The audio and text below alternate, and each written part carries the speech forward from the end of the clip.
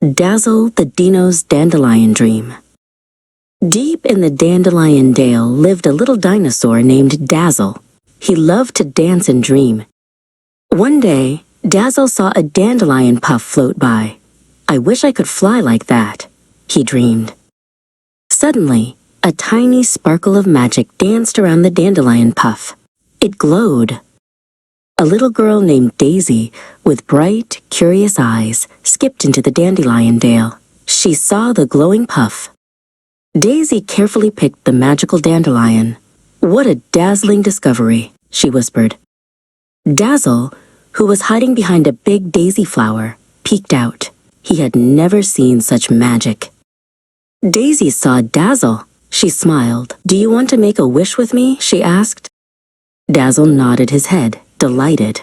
Together, they blew the dandelion seeds into the wind. The seeds danced and twirled, and for a moment, Dazzle felt light as air, as if he could truly fly.